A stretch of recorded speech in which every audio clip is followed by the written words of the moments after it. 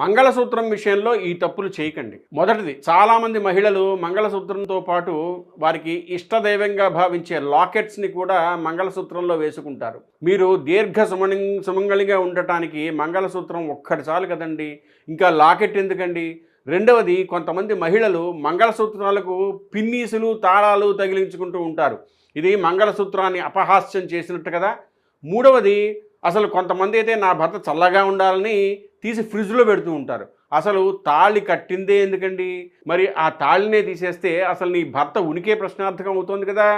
నాలుగవది, మహిళలు నిద్ర నుంచి లేస్తూనే అమాంతం లేచిపోతారు. అలా ఎప్పుడూ చేయకండి. మంగళసూత్రాన్ని కళ్ళకత్తుకుంటూ ఒక్కసారి ఆ గౌరీదేవిని తలుచుకుని నిద్ర లేవండి. ఎందుకంటే నీ భర్తకి ఆ రోజు ఏదైనా గండం ఉంటే అది ఆ అమ్మవారు తొలగిస్తుంది. భర్త ఎన్నో చోట్లకి పని మీద బయటికి వెళ్తూ ఉంటాడు. అలాంటప్పుడు అతనికి ఎలాంటి ఆపద ఉందో మీకు తెలియదు కదా.